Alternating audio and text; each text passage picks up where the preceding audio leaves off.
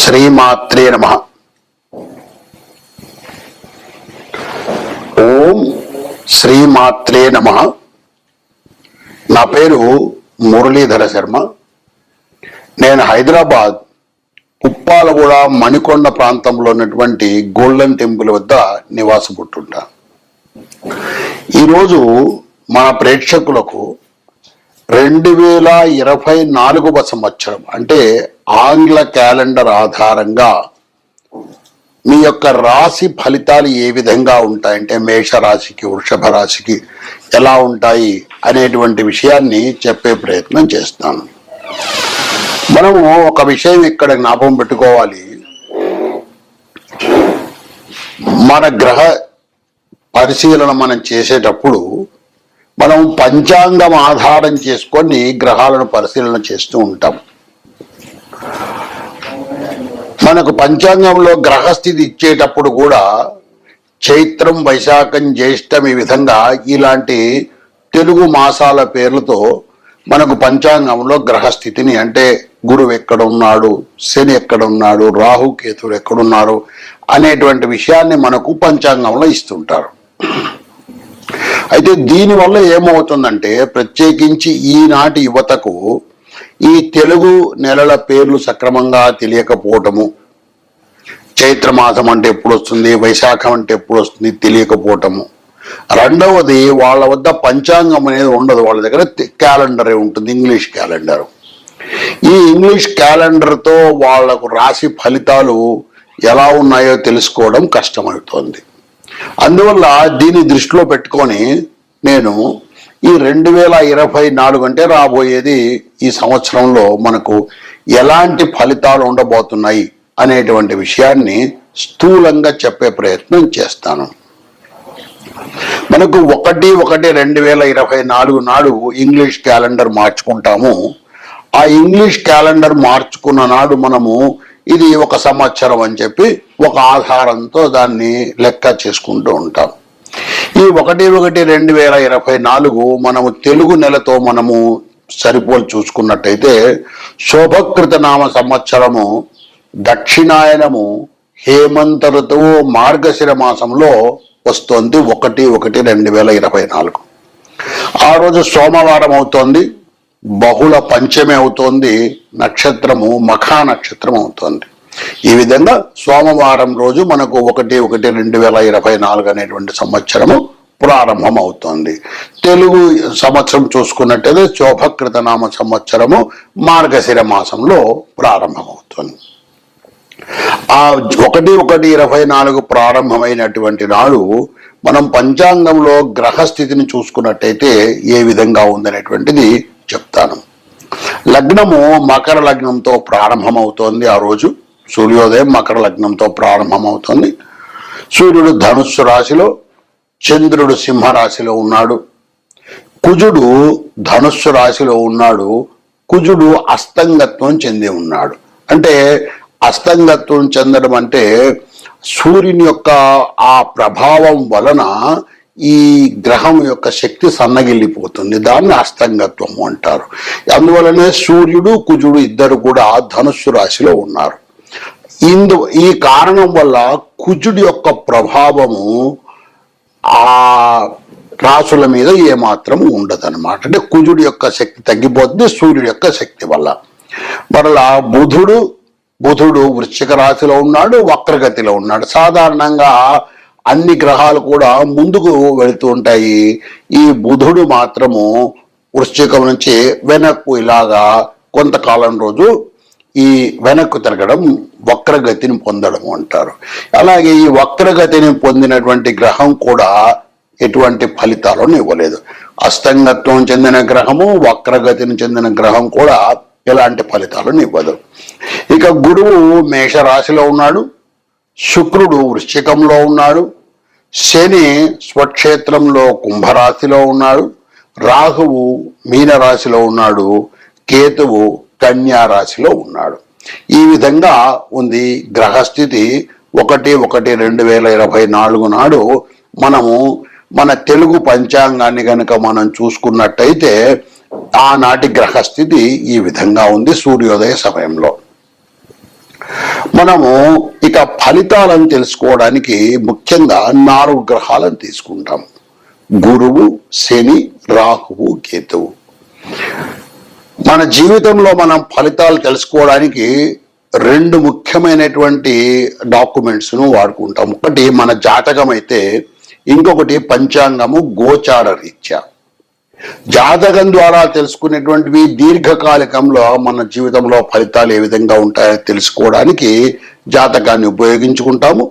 పంచాంగాన్ని స్వల్పకాలంలో, అంటే ఈ సంవత్సరంలో లేదా ఈ ఏడాదిలో, ఈ వారములో ఎలాంటి ఫలితాలు ఉంటాయని తెలుసుకోవడానికి మనము పంచాంగాన్ని ఉపయోగించుకుంటాం. ఈ పంచాంగంలో మనకు గురువు, శని, రాహువు, కేతు అనేటువంటి ఈ గ్రహాలను ముఖ్యంగా మనము దృష్టిలో పెట్టుకొని మన ఫలితాలను మనం చదువుకుంటూ ఉంటాం. అలాంటప్పుడు ఏ గ్రహం ఎక్కడ ఉన్నప్పుడు ఎలాంటి ఫలితాన్ని ఇస్తుంది అనేది ముందుగా మీకు చెప్పే ప్రయత్నం చేస్తాను. దానివల్ల ఏమవుతుందంటే, మీరు రేపు పంచాంగం చూసుకున్నా కూడా పంచాంగంలో చక్రం, రాశి చక్రం చూసుకున్నట్టయితే ఏ గ్రహం ఎక్కడ ఉంది, నాకు శుభ ఫలితం కలుగుతుందా లేదా అశుభ ఫలితం కలుగుతుందా అనేది మీకు స్థూలంగా తెలుసుకునే అవకాశం ఉంటుంది.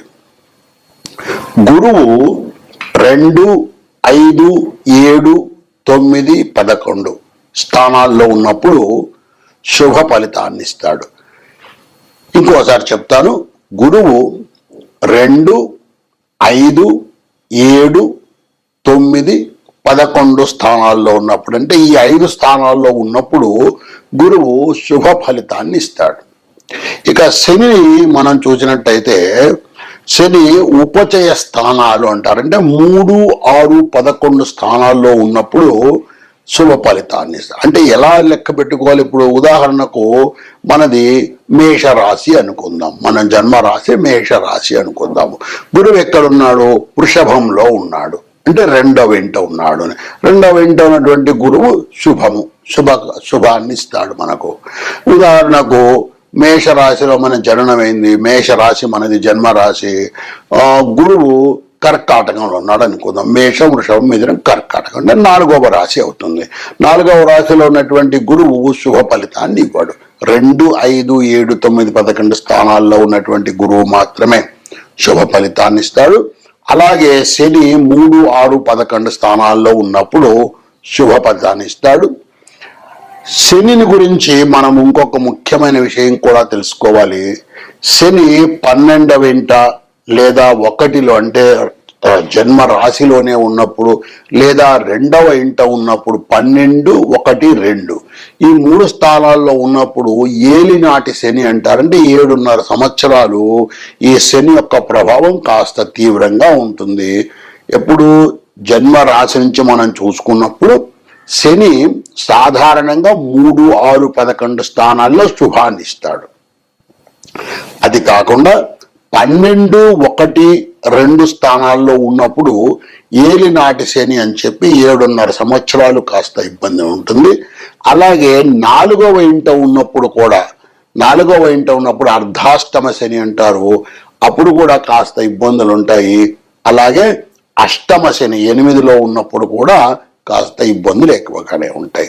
అంటే శనికి సంబంధించి మనం 2 అంశాలు తీసుకున్నాం. ఒకటి, శుభం ఎప్పుడు కల్పిస్తాడు అంటే 3, 6, 11 స్థానాల్లో ఉన్నప్పుడు శుభం కల్పిస్తాడు. ఎప్పుడెప్పుడు ఇబ్బందులు పెడతాడు? 12, 1, 2 అలాగే 4, 8 స్థానాల్లో ఉన్నప్పుడు కూడా శని ఇబ్బంది పెడతాడు. ఇక రాహు కేతువులు, ఈ రాహు కేతువులు కూడా మనకు 3, 6, 10, 11 స్థానాల్లో, అంటే ఈ 4 స్థానాల్లో ఉన్నప్పుడు మనకు శుభాన్ని ఇస్తారు. ఈ విధంగా స్థూలంగా మనము మన రాశి చక్రాన్ని చూసుకున్నప్పుడు మన రాశి ఏమిటి మనకు తెలిస్తే, ఆ రాశి నుంచి గురువు ఎక్కడ ఉన్నాడు, శని ఎక్కడ ఉన్నాడు, రాహు కేతువు ఎక్కడున్నారు అనేటువంటి విషయాన్ని మనం చూసుకోగలిగితే మనము శుభంగా ఉంటుందా లేక ఇబ్బందులు ఉంటాయనేటువంటి విషయాన్ని స్థూలంగా తెలుసుకునే అవకాశం ఉంటుంది. తరువాత ఈ 2024వ సంవత్సరంలో గురువుకు మాత్రమే చలనం ఉంది. అంటే 2023లో ఉన్నటువంటి స్థితి నుంచి 2024లో గురువు మాత్రమే మారుతున్నాడు. గురువు మేషరాశి నుంచి వృషభ రాశికి 1/5/2024 నాడు మారుతున్నాడు. అంటే గురువు యొక్క చలనం ఉంది. గురువు ప్రస్తుతము మేషరాశిలో ఉన్నాడు. మేషరాశి నుంచి 1/5/2024 నాడు వృషభ రాశికి వెళ్తాడు. తర్వాత శని కుంభరాశిలోనే ఉన్నాడు. రాహువు మీనములో ఉన్నాడు. కేతువు కన్యా రాశిలో ఉన్నాడు. ఈ విధంగా ఈ 2024 సంవత్సరంలో ఈ 4 గ్రహాల యొక్క స్థితి ఈ విధంగా ఉంటుంది. మే వరకు మేషంలో ఉన్నటువంటి గురువు వృషభంలోకి వస్తాడు.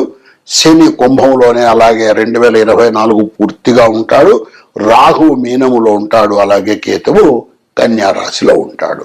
ఇది మనకు ఈ విధంగా మనము 2024 ఏ రోజు ప్రారంభమవుతోంది, ఆ రోజు గ్రహస్థితి ఏ విధంగా ఉంది, తర్వాత ఏ గ్రహాలు ఎక్కడ ఉన్నప్పుడు ఎలాంటి ఫలితాన్ని ఇస్తాయి, ఈ 2024లో ఈ 4 గ్రహాలు ఎక్కడ ఉండబోతున్నాయి అనేటువంటి విషయాన్ని మనం ఇప్పుడు స్థూలంగా తెలుసుకున్నాం. ఇప్పుడు మనము మేషరాశి యొక్క ఫలితాన్ని ఈ 2024లో తెలుసుకునే ప్రయత్నం చేద్దాం.